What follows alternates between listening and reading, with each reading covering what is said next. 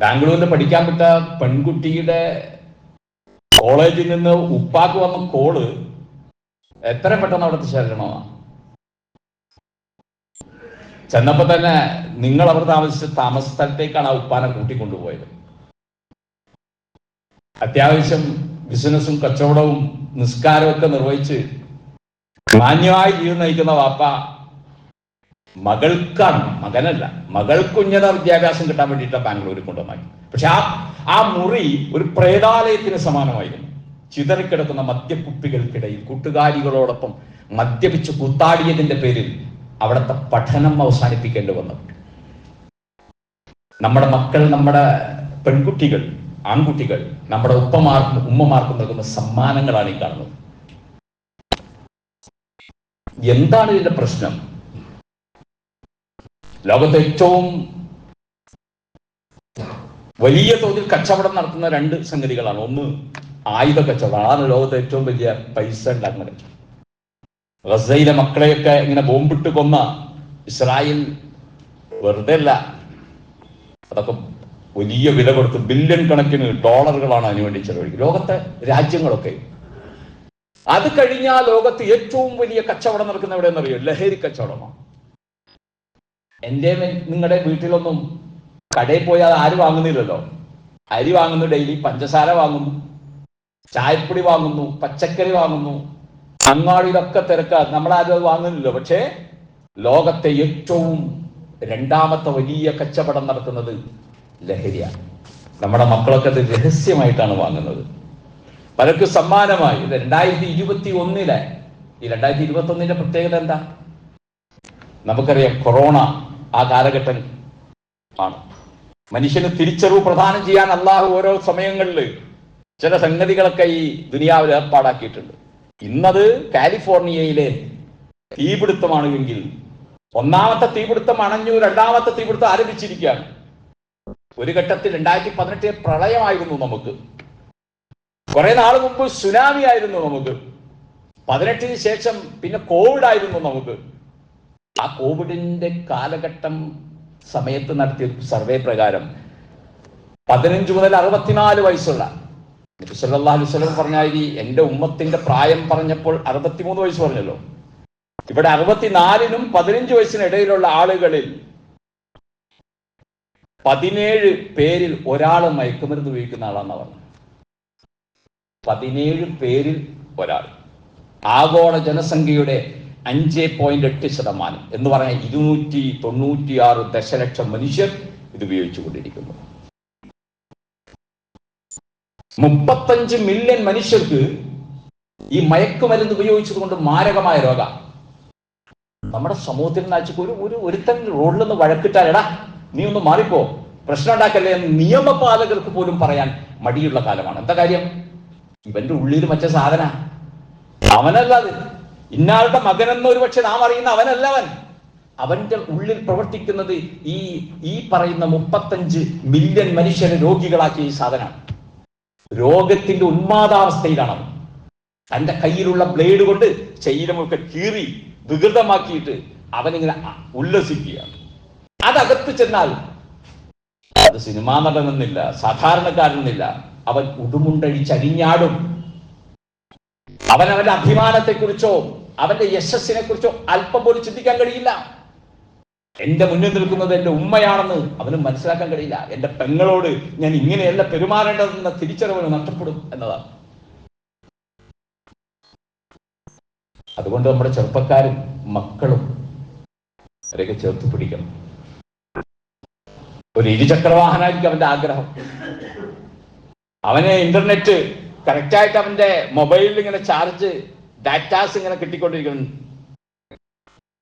ആ വീട്ടിൽ നിന്ന് കിട്ടാതാവുമ്പോൾ അവൻ ആലോചിക്കാം. ഈ അടുത്തൊരു 18 വയസ്സ് തികഞ്ഞ ഒരു കുട്ടി, ആൺകുട്ടി, അവന്റെ ബാങ്ക് അക്കൗണ്ടും ആ ബാങ്ക് അക്കൗണ്ട് വരുമ്പോൾ OTP ഉപയോഗിക്കാനുള്ള സിമ്മും അതിന്റെ പാസ്വേഡും ഒക്കെ അടുത്താക്ക് കൈമാറിയേക്കാം. ആ അക്കൗണ്ടിൽ വരുന്ന ട്രാൻസാക്ഷന് പ്രതിഫലമായി ഇവന് 1000 1500 ഒക്കെ കിട്ടും. അങ്ങനെ ഈ ഇന്ത്യ രാജ്യത്ത് തന്നെ പല സംസ്ഥാനത്തെയും പോലീസിന്റെ വലകളിൽ പെട്ടുപോയ എത്രയോ ചെറുപ്പക്കാരുണ്ട്. ഈ സുഖത്തിന്റെ പിന്നിൽ ലഹരിയും പണവും ആർഭാടവും BJ പാർട്ടികളും കൂട്ടുകൂടലും ടൂറിന് പോക്കും എന്ന് തുടങ്ങി നമുക്കൊരൽപ്പം നിയന്ത്രിച്ചു നിർത്താവുന്ന പ്രായത്തിൽ ആ മക്കളെ നിയന്ത്രിക്കാൻ മടി കാണിക്കുന്ന രക്ഷിതാക്കൾക്കൊക്കെയും ഈ നാട് സമ്മാനിക്കാൻ പോകുന്നത് നിങ്ങൾ ഈ കഴിഞ്ഞ ദിവസങ്ങളിൽ കണ്ട കാഴ്ചകളാണ്. ഒരിക്കലും പ്രതീക്ഷിക്കാത്ത വീടുകളിൽ നമ്മളതൊക്കെ പ്രതീക്ഷിക്കണം. എന്താ കാര്യം? മഹാനായ റസൂൽ കരീം സല്ലല്ലാഹു അലൈഹി വസല്ലം പറഞ്ഞല്ലോ, ലഹരി എന്നത് തിന്മകളുടെ മാതാവാണ്, തിന്മയുടെ താക്കോലാണ്. ആലോചിച്ച് നോക്കി, ലോകത്ത് നടക്കുന്ന കുറ്റകൃത്യങ്ങളുടെ പിന്നിൽ പ്രചോദകമാകുന്നത് ഒരുത്തൻ വളരെ മാരകമായ രൂപത്തിൽ ഒരു റാഷ് ഡ്രൈവിംഗ് നടത്താമെന്ന് നമ്മുടെ റോട്ടിൽ നമ്മൾ പറയില്ല, എന്ത് പോക്കാൻ പോകണം, അവന് എന്താ വായുഗുളിക വാങ്ങാൻ പോവാണോ എന്ന് നമ്മൾ ചോദിക്കാറില്ലേ? നമ്മളൊക്കെ പേടിപ്പിച്ചിട്ട് ആരായത് ഓടിക്കുന്നത്? അവനല്ല, ഈ സംഗതിയാണ്. ഇവൻ കുടുംബത്തിൽ കലഹക്കാരനാണ്, ഇവൻ കൂട്ടുകാർക്കിടയിൽ കലഹക്കാരനാണ്, ഇവൻ വിദ്യാലയത്തിൽ കലഹക്കാരനാണ്, ഇവൻ ഇവൻ ഇവൻ എവിടെയുമില്ല. നമ്മുടെ കൂട്ടത്തിൽ എത്ര ചെറുപ്പക്കാരാണ് വെള്ളിയാഴ്ച പോലും പള്ളിയിൽ പോകാതെ അതിന്റെ പ്രാധാന്യത്തെക്കുറിച്ച് അറിയാതെ പോകുന്നത്? നമ്മൾ തിരക്കിലുണ്ടോ, അന്വേഷിക്കലുണ്ടോ? എൻ്റെ മകൻ ഇന്ന് നമസ്കരിച്ചോ ഇല്ലേ? എത്ര ബേസിക്കായി ചിന്തയാണ്. 7 വയസ്സായ നിസ്കാരം പഠിപ്പിക്കണമെന്ന് മഹാനായ റസൂൽ കരീം സല്ലല്ലാഹു അലൈഹി വസല്ലം പഠിപ്പിച്ചത് വെറുതെ അല്ല എന്ന് അങ്ങനെ നിസ്കരിക്കുന്ന മക്കളുടെ വാപ്പമാർക്ക് ഇപ്പൊ മനസ്സിലായിട്ടുണ്ടാവും. അതുകൊണ്ടെന്താ, അവൻ വീട്ടിലേക്ക് ഒരു കാലത്തും 4 കാലിൽ വന്നിട്ടില്ല, അവൻ 2 കാലിലാണ് വരുന്നത്. അവന് ഉപ്പ എന്ന് വിളിക്കുമ്പോൾ നാവ് കൊഴിഞ്ഞിട്ടില്ല, അവന് ഉമ്മ എന്ന് പറയുമ്പോൾ അവന്റെ മനസ്സിൽ സ്നേഹം മാത്രമാണ് ഉണ്ടായത്. അല്ലാതെ സ്വന്തം ഉമ്മ സുബൈദയെ വെട്ടിക്കൊന്ന ആശിക്കുമാര് നമ്മുടെ കുടുംബങ്ങളിൽ ഇല്ലാതാകണമെങ്കിൽ അതിന് ഒരു മിറാക്കിൾ ഇവിടെ സംഭവിക്കാനില്ല. ഒരൊറ്റ മിറാക്കിളുള്ളൂ, അള്ളാഹു ഇറക്കി തന്ന വേദഗ്രന്ഥത്തിന്റെ വാഹകരായി നമ്മൾ മാറും. നമ്മുടെ മക്കൾക്ക് അറിയണം വാപ്പയാര്, ഉമ്മയാര്, പടച്ചവനാര്, പടപ്പുകളോട് എങ്ങനെ പെരുമാറണം, അള്ളാഹു വിരോധിച്ചത് അത് ജീവിതത്തിൽ കൊണ്ടുവന്നാലുള്ള ആപത്ത് എന്താണ്, ഈ ദുനിയാവ് അതുമൂലം അനുഭവിക്കുന്ന പ്രതിസന്ധികൾ എന്താണ്, ഇത് മനസ്സിലാക്കാൻ നമ്മുടെ മക്കൾക്ക് സാധിക്കണമെങ്കിൽ അവർ ഈ പരിസരങ്ങളിൽ ഉണ്ടാകണമെന്നാണ്. ഈ കൊറോണയ്ക്ക് ശേഷം കണ്ടൊരു പ്രത്യേകത എന്താന്ന് വെച്ചാൽ, അന്ന് പള്ളിയൊക്കെ അടച്ചല്ലോ, മനുഷ്യർ ഒരുമിച്ച് കൂടുന്ന ഇടങ്ങൾ അടച്ചു കഴിഞ്ഞപ്പോ സ്വാഭാവികമായി പള്ളിയിൽ പോലുള്ള നിസ്കാരം അവസാനിച്ചപ്പോ അതോടുകൂടി തന്നെ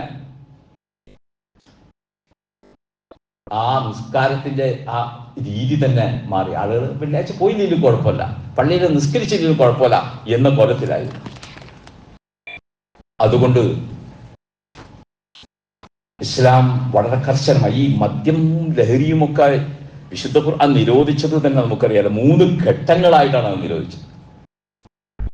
ആദ്യഘട്ടത്തിൽ ഖുർആൻ പറഞ്ഞു, യസ്അലൂനക അനിൽ ഖംർ, പ്രവാചകരെ താങ്കളോട് മദ്യത്തെക്കുറിച്ച് ചോദിക്കും, വൽ മൈസിർ, ചൂതാട്ടത്തെക്കുറിച്ച് ചോദിക്കും, ഖുൽ, പറയണം നബിയെ, ഫീഹിമാ ഇസ്മുൻ കബീർ വമനാഫിഉ ലിന്നാസ്, അത് വലിയ പാപമാണ്, ചില ഉപകാരങ്ങൾ ഒരുപക്ഷെ മനുഷ്യർക്ക് അതുകൊണ്ട് ഉണ്ടായേക്കാം. അത് ചോദിച്ചിട്ടുണ്ടോ? എത്ര ലോജിക്കാണ് ഇസ്ലാമിന്റെ ഇടപെടൽ. പാപ്പ മകന് കൊടുക്കുന്ന വസിയത്ത് എന്താണെന്നറിയാം? മോനെ, എനിക്ക് വേറെ ഒന്നും പറയാനില്ല, എനിക്കൊന്നും പറയാനില്ല, എനിക്ക് പറയാനുള്ള എന്താണെന്നറിയോ? മോനോടുള്ള വസിയത്ത് എന്താണെന്നറിയോ? ഈ വാപ്പാനെ മരണപ്പെട്ടതിന് ശേഷം കബറടക്കാൻ വേണ്ടി കൊണ്ടുപോകുമ്പോ നീ വേറെ എവിടെയും കൊണ്ടുപോയി കബറെടുക്കരുത്. നമ്മുടെ ആ മുന്തിരി വള്ളി ഉണ്ടല്ലോ, അന്ന് അറബികൾ വ്യാപകമായി മദ്യവെള്ളം ശേഖരിച്ചിരുന്ന മുന്തിരികളിൽ നിന്നാണ്. ആ മുന്തിരി വള്ളിയുടെ ചുവട്ടിൽ എന്നെ കബറടക്കണം. കാരണം മരിച്ചതിന് ശേഷവും അഥവാ ഖബറിൽ ഇരിക്കുമ്പോഴും അതിന്റെ വേരുകളിലൂടെ ആ മുന്തിരിച്ചാറ് അല്പാൽപമായി എനിക്ക് ആസ്വദിക്കാൻ സാധിക്കുമല്ലോ എന്ന് ആഗ്രഹിച്ചൊരു സമൂഹം. ആലോചിച്ചു, അതാണ് ജാഹിലിയ്യത്ത്. ആ ജാഹിലിയ്യത്തിൽ അത്രമാത്രം രൂഢമൂലമായ മദ്യാസക്തിയുള്ള ഒരു സമൂഹത്തിൽ ഒറ്റയടിക്ക് മദ്യം ഹറാം എന്ന് പറഞ്ഞ് രംഗത്ത് വരുന്നില്ല. അല്ലാഹു പറയുന്നെന്താ? ഇസ്മുൻ കബീർ, ഇസ്മുൻ കബീർ. ഒന്നാമത്തെ വാക്കത, അത് വല്ലാത്തൊരു പാപം തന്നെയാണ് അല്ലെ? നന്നായി പഠിക്കുന്ന കുട്ടിയെ തന്റെ പഠനത്തിൽ നിന്ന് തടയുന്ന, നല്ല സ്വഭാവം ഉണ്ടായിരുന്ന ഭർത്താവിന് ചീത്ത സ്വഭാവങ്ങൾ സമ്മാനിച്ച, സമാധാനത്തോടുകൂടി ജീവിച്ച കുടുംബത്തെ ശൈഥില്യത്തിന്റെയും ബഹളത്തിന്റെയും സംഘർഷത്തിന്റെയും വിളഭൂമിയാക്കി മാറ്റിയ മദ്യം, ആ മദ്യത്തെക്കുറിച്ച് ഇസ്ലാമിന്റെ ആദ്യത്തെ വർത്തമാനം ഇസ്മുൻ കബീർന, യൗമുൽ ഖിയാമ വരെ അതായിരിക്കും. അതുകൊണ്ടല്ലേ പരിഷ്കരിച്ച ഈ സമൂഹത്തിലും മദ്യക്കുപ്പിയുടെ പുറത്ത് നല്ല മനോഹരമായ ഭാഷയിൽ എഴുതി വച്ചിരിക്കുകയല്ല, എന്ത്, ഇത് ആരോഗ്യത്തിന് ഹാനികരമാണ്, മദ്യം കുടിക്കരുത്. എന്നിട്ട് ആ സാധനം മേടിച്ചപ്പോൾ ഉപയോഗിക്കാൻ തിരക്ക് കൂട്ടിക്കൊണ്ടിരിക്കുകയാണ്. എന്നിട്ട് ഖുർആൻ പറഞ്ഞു ഇസ്മുഹുമ അക്ബറു മിൻ നഫ്ഇഹിമ, അതിലെന്തെങ്കിലും ഉപകാരമുണ്ടെങ്കിൽ. അല്ലെ, ചില ആളുകൾ തമാശക്കും ഒക്കെ ആയിട്ട് കോമഡി പറയുന്ന കൂട്ടത്തിൽ പറയാറില്ല, മദ്യം കഴിച്ചു കഴിഞ്ഞാൽ ചിലപ്പോൾ വയറ്റിലുള്ള കൃമികളൊക്കെ ചത്തുപോകും എന്നൊക്കെ പറയുന്ന പോലെ ഈ പോസിറ്റീവായിട്ട് എന്തെങ്കിലും ഉപകാരം ഉണ്ടെങ്കിൽ ഖുർആൻ അതിന് പറഞ്ഞ കാര്യം എന്താണെന്ന് അറിയുക, ഇസ്മുഹുമ അക്ബറു മിൻ നഫ്ഇഹിമ, അതിന്റെ ഉപകാരത്തെക്കാൾ അതിന്റെ ഉപദ്രവവും ദോഷവുമാണ് ഏറ്റവും വലുത് എന്ന് പറയും. രണ്ടാമത്തെ ഘട്ടത്തിൽ ഖുർആൻ പറഞ്ഞു അയ്യുഹല്ലദീന ആമനു, അല്ലേ വിശ്വാസികളെ. എന്താ കാര്യം? നിരോധിച്ചിട്ടില്ലല്ലോ. നിസ്കരിക്കാൻ വന്ന് നിൽക്കുമ്പോ ഇതൊക്കെ സ്വല്പം വീശിയിട്ടാണ് അവർ നിസ്കരിക്കാൻ വന്ന് നിൽക്കുക. അങ്ങനെയാണ് ഖുർആൻ ഓതുമ്പോ തെറ്റിപ്പോവാ. രണ്ടാമത്തെ ഘട്ടത്തിൽ ഖുർആൻ പറഞ്ഞു അയ്യുഹല്ലദീന ആമനു, അല്ലയോ വിശ്വാസികളെ, ലാ തഖറബുസ് സലാത്ത വഅൻതും സുകാര, നിങ്ങൾ നിസ്കരിക്കാൻ വരുമ്പോ ലഹരി ഉപയോഗിച്ചു കൊണ്ടുവരരുത്. നല്ല പരിപാടിയാണെന്ന് ചില ആളുകൾക്ക് തോന്നും, എന്ത്, നിസ്കരിക്കാൻ വരുമ്പോ അത് കുടിക്കണ്ട. 5 നേരം ഉണ്ടല്ലോ നിസ്കാരം.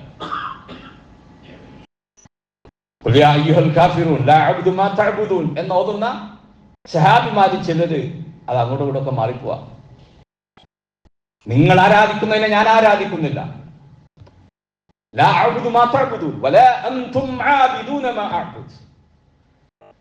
ആരാധിക്കുന്നത് നിങ്ങളും ആരാധിക്കുന്നില്ല, ഇതാണ് അതിന്റെ അർത്ഥം. പക്ഷെ അങ്ങോട്ടും ഇങ്ങോട്ടും മാറിപ്പോയി. ഇങ്ങനെ ആയി കഴിഞ്ഞപ്പോ ഖുർആൻ പറഞ്ഞു ലാ തഖറബുസ് സ്വലാത്ത വഅൻതും സുകാറ, മദ്യപിച്ചുകൊണ്ട് നിങ്ങൾ നമസ്കാരത്തിലേക്ക് വരും. ഹത്താ തഅലമു മാ തഖൂലു, നിങ്ങൾ എന്താണ് പറയുന്നത് നിങ്ങൾക്ക് അറിയാത്ത വണ്ണം ഉള്ളൊരവസ്ഥയിൽ നിങ്ങൾ വരുന്നു. മൂന്നാമത്തെ ഘട്ടത്തിൽ അള്ളാഹു ചോദിക്കുന്ന ഒരു ചോദ്യം, യാ അയ്യുഹല്ലദീന ആമനു, അല്ലയോ സത്യവിശ്വാസികളെ, ഇന്നമൽ ഖംറു വൽ മൈസിറു വൽ അൻസാബു വൽ അസ്ലാമു റിജ്സും മിൻ അമലി ശൈത്വാൻ. സൂറത്ത് മാഇദയിലെ 90-ാമത്തെ ആയത്ത്. അല്ലയോ സത്യവിശ്വാസികളെ, നിങ്ങൾക്ക് ഒന്നാമത് എണ്ണിയത് ലഹരിയാണ്. ഖംർ ഭാഷയിലേക്ക് പരിപാടിപ്പെടുത്തിയ വിദേശമായാലും സ്വദേശിയായാലും കള്ളും മദ്യവും ലഹരിയും ഉണ്ടാക്കുന്ന എല്ലാം. അതുപോലെ വൽ മൈസിർ ചൂതാട്ടം, വൽ അൻസാബു പ്രതിഷ്ഠകൾ, വൽ അസ്ലാമു ഭാഗ്യ അമ്പുകൾ. അമ്പിങ്ങനെ എഴുതിട്ട് ഇടത്തോട്ട് പാണി ഭാഗ്യം, വലത്തോട്ട് പാണി ഭാഗ്യക്കേട്, അങ്ങനെ ആ രീതിയൊക്കെ ഉണ്ടായിരുന്ന ആ കാലഘട്ടത്തിലെ മനുഷ്യരോടാണ് ഖുർആൻ ഭാഗ്യ നിർഭാഗ്യങ്ങൾ അന്വേഷിക്കുന്നത്. ഇതെല്ലാം റിജ്സും മിൻ അമലി ശൈത്വാൻ, പൈശാചിക വൃത്തിയിൽപ്പെട്ടതാകുന്നു എന്നതാണ്. പിശാച് നിങ്ങൾക്ക് നന്മയാണോ ഉണ്ടാക്കുക? അല്ല. പിശാച് നിങ്ങൾക്ക് നേട്ടമാണോ ഉണ്ടാക്കുക? അല്ല. പിശാച് നിങ്ങളുടെ മക്കളിൽ സൗഭാഗ്യമാണോ സമ്മാനിക്കുക? അല്ല. പിശാച് നിങ്ങളുടെ കുടുംബങ്ങളിൽ ശാന്തിയും സമാധാനവുമാണോ നൽകുക? അല്ല. എങ്കിൽ ഈ ചൂതാട്ടവും ഈ മദ്യപാനവും ഈ അൻസാബും പ്രതിഷ്ഠ അതുപോലെ ഭാഗ്യ അമ്പുകളും ഒക്കെ റിജ്സും മിൻ അമലി ശൈത്വാൻ, അത് പൈശാചികതയാണ്. അതുകൊണ്ട് എന്ത് പറഞ്ഞു? ഫജ്തനിബൂ, അവസാനിപ്പിച്ചു കൊള്ളുക എന്ന. മഹതിയായ ആയിഷ ബീബി റളിയല്ലാഹു അൻഹ പറയുന്നുണ്ട്, വിശുദ്ധ ഖുർആൻ അവതരിച്ചപ്പോൾ ചെറിയ ചെറിയ സൂറത്തുകളായി അവതരിച്ചു. ഈമാനികമായ വിശ്വാസവും സ്വർഗ നരകങ്ങളെ കുറിച്ചൊക്കെ ആ സൂറത്തുകളിൽ അള്ളാഹു പറഞ്ഞു.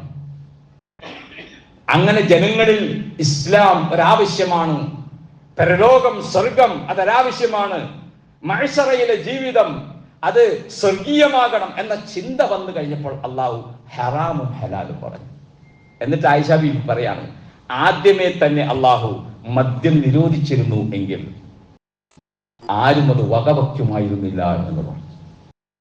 ഇങ്ങനെ ഘട്ടമായിട്ട് ഖുർആൻ മനുഷ്യരോട് സംവദിച്ചത് അവസാനിപ്പിക്കണമെന്ന് പറഞ്ഞു. ഫഹൽ അൻതും മുൻതഹൂൻ, നിങ്ങൾക്ക് ഇനി വിരമിക്കാറായില്ലേ എന്ന് ചോദിച്ചു. ലോകത്ത് അത്ഭുതങ്ങൾ നടന്ന ഒരു പ്രഖ്യാപനമല്ലായിരുന്നു അത്. കുടിച്ചു കൂത്താടി നടന്ന, കള്ള് കച്ചവടത്തിൽ ഏർപ്പെട്ടിരുന്ന സഹാബിമാർ അവരുടെ വീപ്പകൾ മറിച്ചു കളഞ്ഞു എന്ന് മാത്രമല്ല, ഈ ആയത്ത് അവതരിച്ചതിന് ശേഷം ആ സമയത്തിന് മിനിറ്റുകൾ സെക്കൻഡുകൾക്ക് മുമ്പ് തങ്ങളുടെ ആമാശയത്തിലേക്ക് ഇറങ്ങിയ മദ്യം അവർ തുപ്പിക്കളയ. പടച്ചോന്റെ ചോദ്യം വിശ്വാസികൾക്ക് ദഹിക്കാത്ത ഒന്നാണ്. അവരെന്ത് ചെയ്തു? വിരലിട്ട് തുപ്പിക്കളഞ്ഞു. അത്രമാത്രം ഒന്നിച്ച് വ്യാപകമായി മദീനയുടെ തെരുവുകളിൽ മദ്യം ഒഴുക്കപ്പെട്ട ഒരു ചരിത്രം നമ്മൾ വേറെ എവിടെയും കാണാൻ സാധിക്കുന്നില്ല. ഇതും കൂടി അവിടെ വെച്ച് തീരട്ടെ, ആ കാശും കൂടി പോക്കറ്റിലാവട്ടെ എന്ന് ചിന്തിച്ചില്ല എന്നർത്ഥം. അതാണ് വിശ്വാസം. അതുകൊണ്ട് നമ്മുടെ മക്കൾ പിഴച്ചു പോകുന്നു. അല്ലെങ്കിൽ വേണ്ടിടത്ത് കിട്ടുന്നില്ല, അവൻ പള്ളിയിൽ വരുന്നില്ല, അവൻ ഉമ്മാനെ ധിക്കരിക്കുന്നു. അല്ലെ, എത്ര മക്കളുടെ പരാതിയാ. അതുകൊണ്ട് മക്കളെ എൻഗേജ് ആക്കണം. ഒരു വിശ്വാസിയുടെ ഏറ്റവും വലിയ എൻഗേജ്മെന്റ് ആണ് 5 നേരത്തെ നിസ്കാരം. അതിൽ നിന്ന് കിട്ടുന്ന ഊർജവും ഓജസ്സും ഈമാനികമാണ്. അത് ഈ വാപ്പാക്ക് മാത്രം കിട്ടിയാൽ മതിയോ? ഈ 60 കഴിഞ്ഞ